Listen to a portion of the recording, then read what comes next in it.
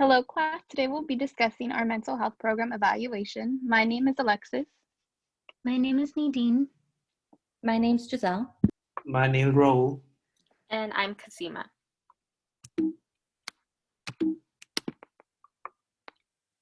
What will be discussed in this presentation is the problem background and justification, program background, our evaluation and reporting plan, our logic model, future considerations, and our group reflections.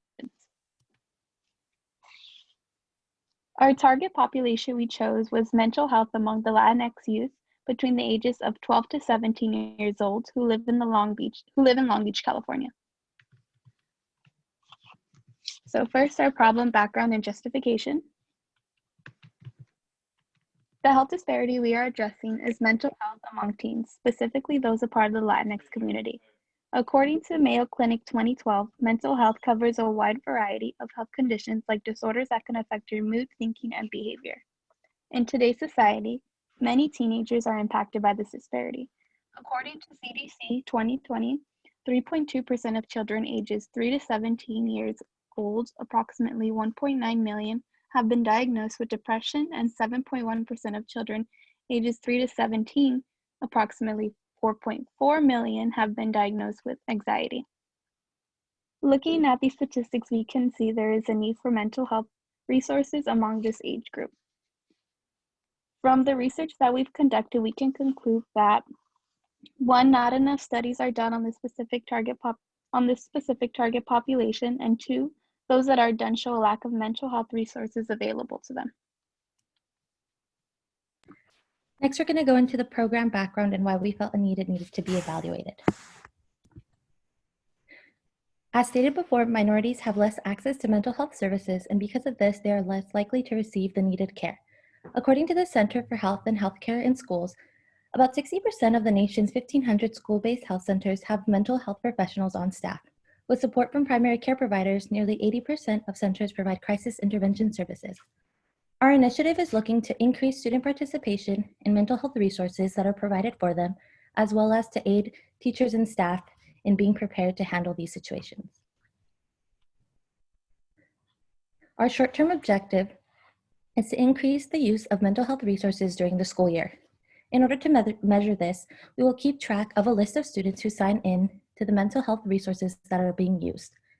For a long-term objective, we are looking to create a safe space for students to be able to express their emotions and be comfortable in expressing their feelings. In order to measure this, we will be doing mental health checks during the school's normal curriculum and focusing on documenting the participation and response of students. Now we will be discussing our evaluation and reporting plan. The evaluation plan will begin with a quasi-experimental research design. Using qualitative and quantitative data will be collected. Program participants and school staff will be evaluated through questionnaires, pre-test, post-test, and interviews. Formative evaluation will be conducted to make sure that participants in our program are being evaluated, which will also ensure a more accurate statistical analysis, such as demographic information at the beginning of our program. Process evaluation will be used to evaluate the process of the program and to ensure proper implementation by evaluating participants and school staff during the program through fill-in surveys. Impact evaluation is used to evaluate the impact our program had on participants and to evaluate whether the participants were satisfied with the delivery of the program through post-test surveys and questionnaires. Outcome evaluation will be used to evaluate our program's effectiveness to positively impact and improve the lives of the participants and the target population. Next, we will discuss the logic model. A logic model is created to see which type of resources are needed in order to implement the program and accomplish its goals. This is done by presenting which activities will take place as part of the intervention, how many participants will be included, as well as listing short and long-term outcomes. Our inputs for the logic model are volunteers, curriculum, training, and funding sources. Some activities will be group sessions, mental health checks, training, and fundraisers. Some outputs are increased retention rate, identifying mental health awareness, faculty confidence, and extra funding. Some outcomes are increased self-esteem, building trust, and having educators be able to identify mental health, and also better resources.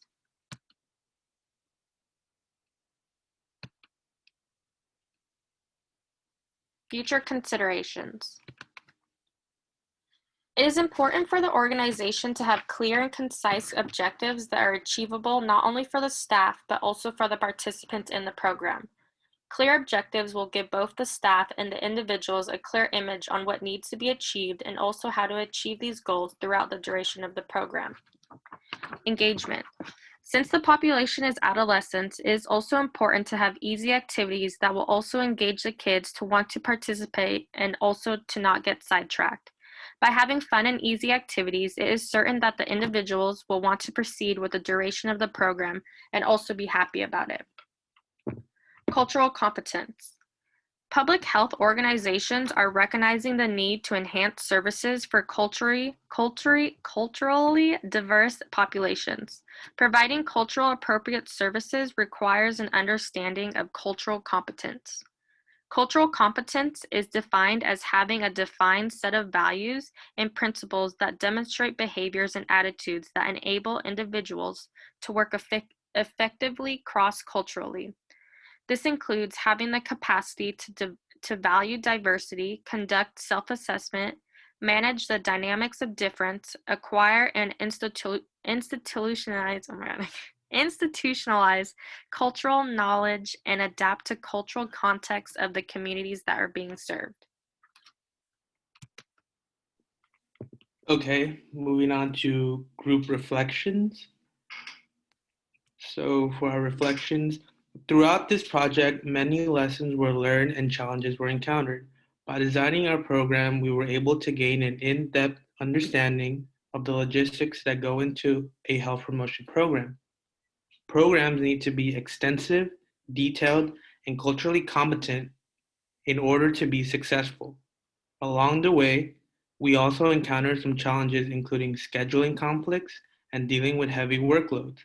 Having to work entirely online via Zoom and Google Docs added to the difficulty of completing this assignment. It can be difficult to be on the same page as a group when there's limited time spent together. However, we always helped one another with any questions we had on assigned tasks, and we were always able to ask for clarification during class periods if needed.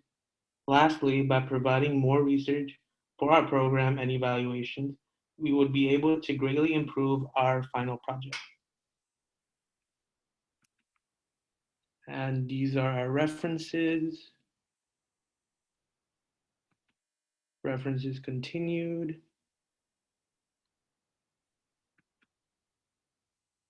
Continued again.